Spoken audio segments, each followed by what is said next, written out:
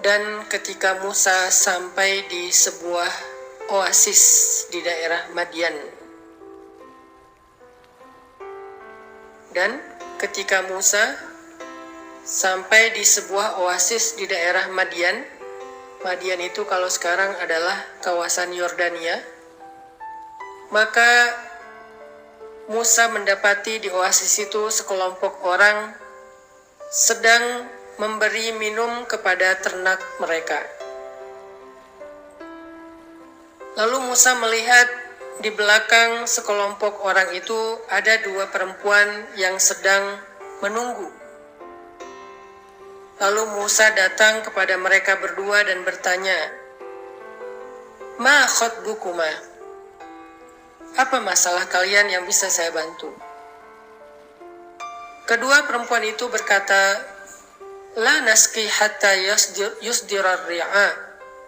Kami tidak bisa memberi minuman ternak-ternak kami sampai para penggembala itu selesai dengan urusan mereka.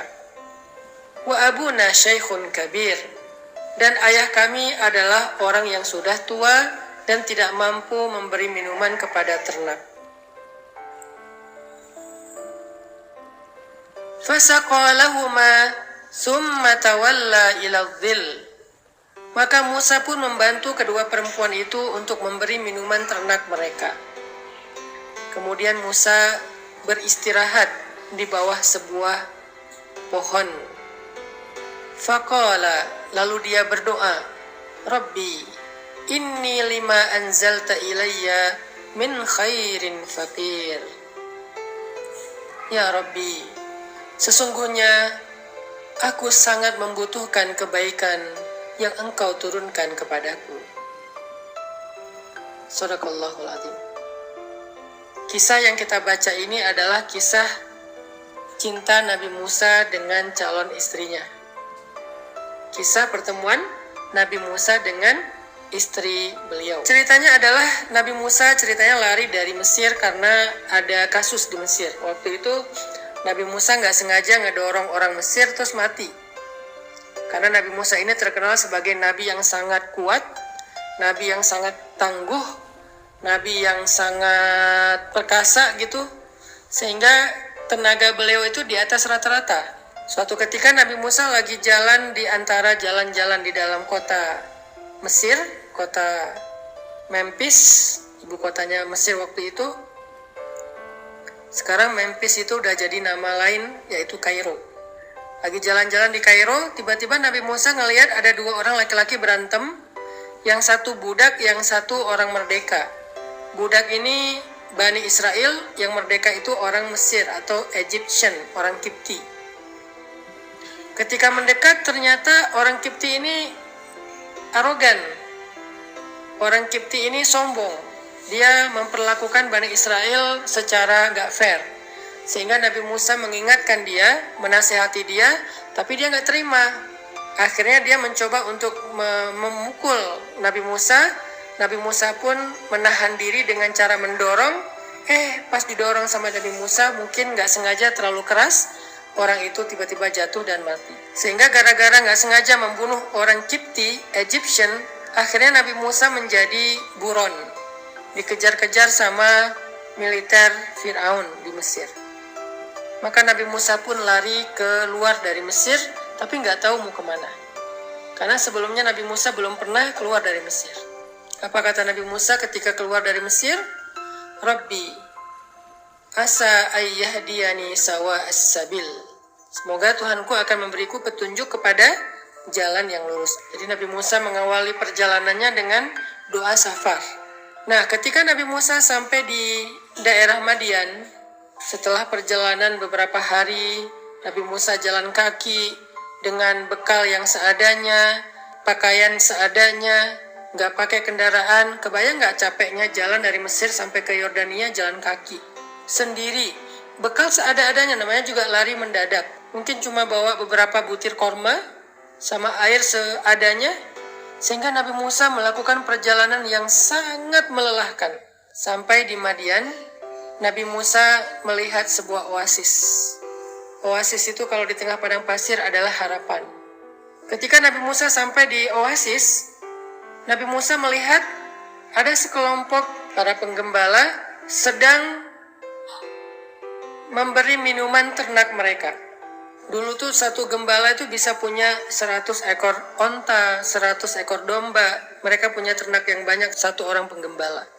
Dan ini ada beberapa orang penggembala yang lagi ngantri ngasih minum ternak mereka. Dan yang luar biasanya, Nabi Musa melihat di belakang antrian penggembala itu ada 2 cewek yang sedang menunggu sambil memegang tali ternak mereka. Nabi Musa tahu perempuan itu sedang membutuhkan bantuan. Akhirnya Nabi Musa pun datang kepada mereka. Lalu Nabi Musa bertanya kepada kedua perempuan ini, apa masalah kalian?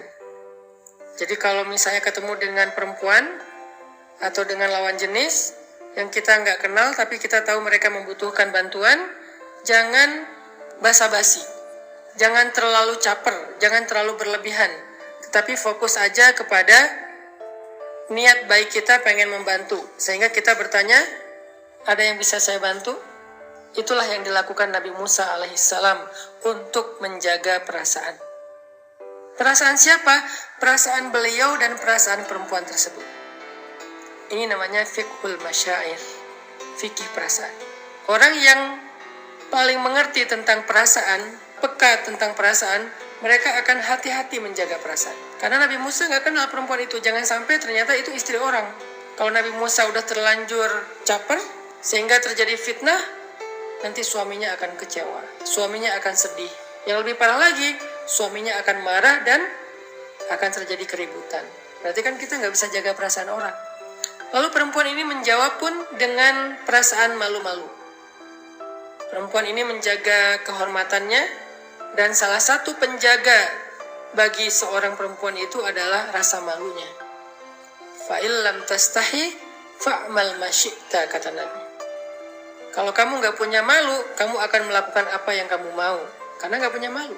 Nggak ada lagi penjaga, nggak ada lagi yang menghalangi. Sehingga seorang perempuan, walaupun sama dengan laki-laki juga harus punya rasa malu, tapi perempuan harusnya lebih besar rasa malunya, karena rasa malu itulah yang menjaga dia. Karena rasa malulah dia akhirnya menutup aurat. Karena rasa malulah akhirnya dia membatasi pergaulan. Karena rasa malulah akhirnya dia tidak berlebihan dalam sikap. Karena rasa malulah akhirnya dia bicaranya normal, nggak dibuat-buat. Dan semua perempuan solehah yang kita baca sejarahnya di dalam Al-Quran atau Sunnah, semua mereka punya rasa malu yang besar. Jadi rasa malu itu crown, mahkotanya cewek. Semakin besar rasa malunya, semakin besar mahkotanya, sehingga dia menjadi seorang ratu atau putri yang terhormat. La naski hatta yusdirar ri'a. Nabi Musa langsung ngerti, nih cewek terhormat. Mereka juga paham, nih cowok baik nih. Menawarkan bantuan gak basa-basi, gak caper. Padahal aslinya udah keren, aslinya ganteng. Kalau mau basa-basi sedikit, caper sedikit, cewek bakal kelepek-kelepek. Nabi Musa. Tapi dia gak mau membuat fitnah. Jadi cowok cewek ini dua-duanya keren. Sama-sama menjaga. Dan kita nanti akan tahu, ternyata dengan saling menjaga itu Allah memberikan mereka jalan untuk jadi jodoh. Padahal Nabi Musa dan calon istrinya termasuk orang yang sangat menjaga dan membatasi diri, tapi bisa jadi pasangan. Jadi gak usah khawatir soal jodoh. Gak gara-gara kita gak pacaran terus kita gak nikah. Gak gara-gara kita gak punya teman lawan jenis terus kita gak punya calon jodoh. Rumus jodoh itu gak pakai logika. Rumus jodoh itu pakai iman, pakai ketaatan. Itulah rumus jodoh. Yang baik ketemu yang baik, berarti taat kan? Bukan kalau udah dekat jadi jodoh, belum tentu. Banyak udah dekat banget sampai melewati batasan syariat, terus nggak jadian, putus. Banyak. Jadi rumusnya bukan logika kita, rumusnya bukan emosional kita, rumusnya itu iman dan ketaatan. Akhirnya Nabi Musa ketika tahu jawaban perempuan ini bahwa mereka nggak bisa ngasih minuman ternak sampai laki-laki yang penggembala itu beres, dan mereka memberi alasan bahwa mereka punya ayah tapi ayah mereka udah tua renta sehingga nggak bisa lagi memberi minuman ternak, karena memberi minuman ternak ini butuh tenaga. Maka Nabi Musa fasaqalahuma, membantu kedua perempuan ini dengan cara memberi minuman ternak mereka. Nabi Musa itu habis melakukan perjalanan panjang sendiri sampai di sebuah sumur. Ngelihat dua orang cewek sedang membutuhkan bantuan, Nabi Musa langsung datang bertanya, "Ma khatbukuma, ada yang bisa saya bantu? Kalian ada masalah?" Nabi Musa langsung buru-buru ngambil ternak itu, diberi minuman satu-satu sampai beres. Lalu perempuan itu pergi aja. Ini menunjukkan Nabi Musa adalah seorang laki-laki sejati, nggak akan membiarkan perempuan sendiri kesusahan, walaupun beliau capek banget. Ini nih, karakter basicnya seorang cowok keren itu adalah melindungi. Di sini juga teman-teman bisa belajar ya, tipe cowok kayak gimana yang ideal untuk jadi suami kalian. Tipe cowok kayak gimana? Salah satunya kayak Nabi Musa, melindungi. Dia nggak akan rela membiarkan perempuan itu susah. Kalau dia masih sanggup, walaupun dia udah lelah banget, dia akan lakukan. Kebayang nggak kalau cowok kayak gini jadi suami? Ngelihat istrinya rempong di dapur, ngelihat istrinya seharian capek ngurus anak. Tega nggak nih laki-laki ngelihat istrinya capek? Nggak akan tega. Dan buat cowok, belajarlah menjadi seperti Nabi Musa, yang nggak akan tega ngebiarin cewek susah. Ketika kedua perempuan ini udah pulang ke rumahnya, Nabi Musa balik ke tempat beliau istirahat. Beliau kembali dan duduk di bawah pohon yang rindang, istirahat.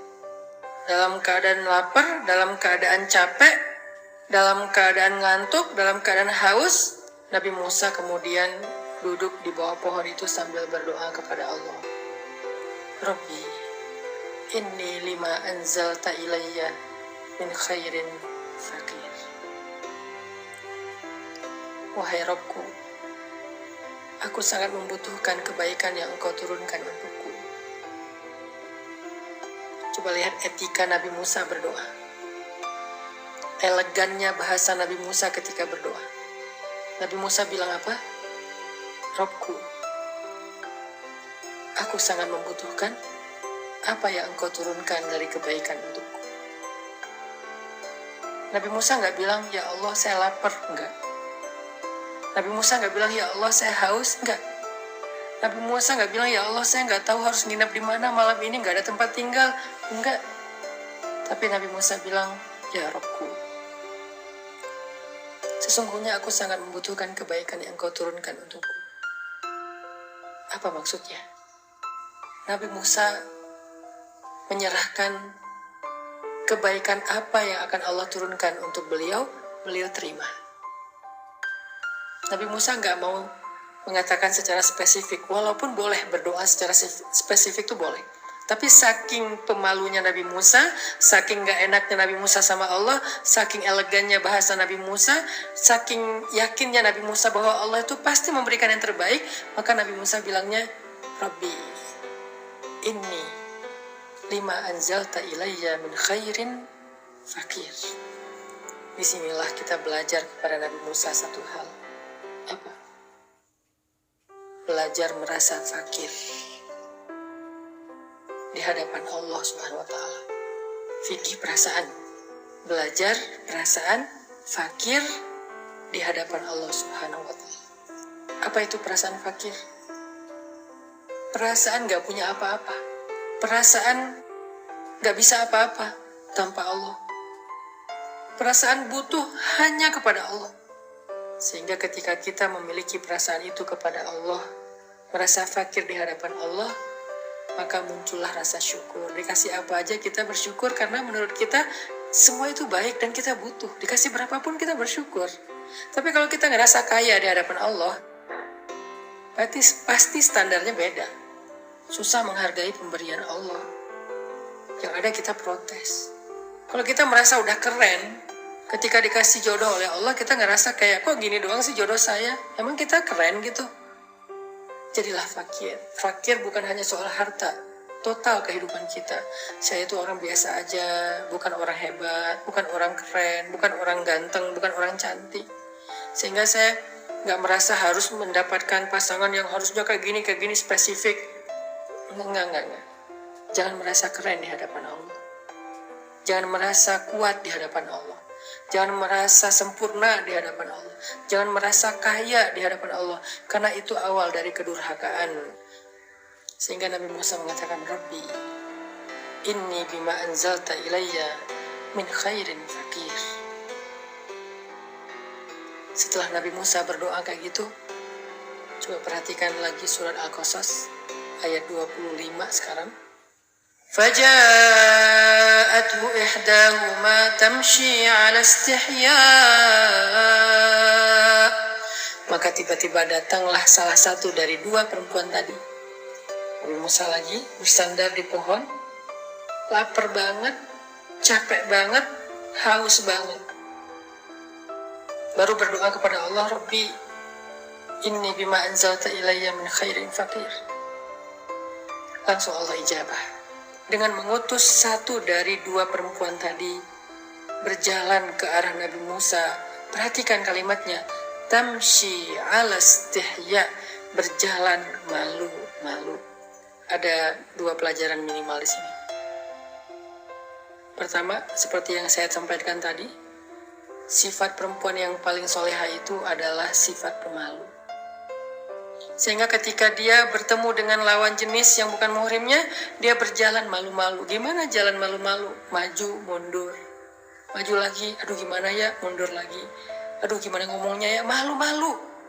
Luar biasa nih, perempuan keren banget. Dari cerita ini aja kita udah tahu betapa perempuan ini cantik, pintar, soleha, baik, keren pokoknya. Namanya calon istri Nabi, pasti keren. Pelan-pelan Nabi Musa lagi duduk bersandar, istirahat. Perempuan itu mau mendekat, tapi kayak malu gitu. Mau ngomong, tapi harus disampaikan. Cuman gimana nyampeinnya, malu. Makin pemalu, makin cantik. Ini buat cowok-cowok. Kalau cewek tadi udah tahu, calon dari cowok yang keren tuh gimana. Kalau sekarang buat cowok-cowok, cewek yang keren tuh kayak gimana. Cewek keren, malu-malu. Makin malu, makin cantik. Jadi cantiknya bukan fisik. Cantiknya adalah karakter. Makin pemalu, makin ideal jadi istri. Karena dia akan menjaga diri. Kita nggak akan khawatir terhadap dia. Kita akan tenang meninggalkan rumah, pergi kerja keluar kota. Karena istri kita pemalu. Walaupun malu-malu, akhirnya dia maksain diri untuk bicara. Dia bilang, qalat, inna abi yad'uka liyajziyaka ajra ma saqaita lana. Saya mencoba untuk menirukan intonasi ngomong bahasanya. Karena saya pengen mengimajinasikan sejarah. Bahasanya datar. Nggak caper, nggak dilembut-lembutkan suaranya, nggak lirak-lirik, nggak senyum-senyum sendiri, nggak pakai emoticon, nggak pakai little love, segala macam, karena belum halal. Bahasanya santai aja, datar. Tapi informasinya sampai. Gimana datarnya? Inna abi yad'uka liyajziyaka ajra ma saqaita lana. Ayah saya mengundang engkau ke rumah untuk mengucapkan terima kasih karena kamu udah membantu kami. Udah segitu doang. Biasa aja. Dan Nabi Musa pun faham. Sehingga akhirnya Nabi Musa pun ikut jalan bersama dengan perempuan ini ke rumahnya. Sampai di rumahnya, Nabi Musa ngobrol, cerita tentang kisah beliau kepada laki-laki tersebut, ayah perempuan tersebut. Lalu ketika ayah perempuan ini ke belakang bertemu dengan putri-putrinya, salah satu dari perempuan ini kemudian ngomong, qalat ihdahuma ya abadi, wahai ayahku tersayang, wahai ayah, istajir, pekerjakanlah laki-laki itu untuk membantu ayah. Inna khaira man istajart al-qawiyul amin. Karena yang paling baik laki-laki untuk engkau pekerjakan adalah laki-laki yang kuat dan laki-laki yang baik. Amanah. Perhatikan dulu bahasa perempuan ini. Dia minta apa? Minta nikah? Enggak. Minta dinikahkan? Enggak. Minta apa? Minta supaya ayahnya mempekerjakan laki-laki tersebut karena menurut anaknya laki-laki itu laki-laki yang baik dan laki-laki yang kuat. Dan ayah perempuan ini juga laki-laki yang terhormat, laki-laki yang bijaksana, faham maksud anaknya. Dia faham kalau anak perempuannya tertarik dengan laki-laki tersebut. Karena kalau nggak tertarik, dia nggak akan komen kalau laki-laki itu baik dan kuat.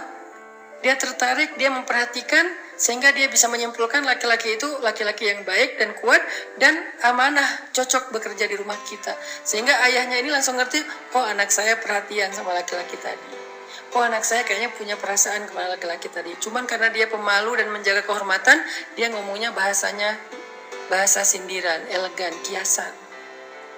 Sehingga ayahnya bilang apa kepada Nabi Musa? Di ayat 27. Inni uridu an unkihaka ihda ibnatayya hatain. Aku ingin menikahkan kamu dengan salah satu dari putriku.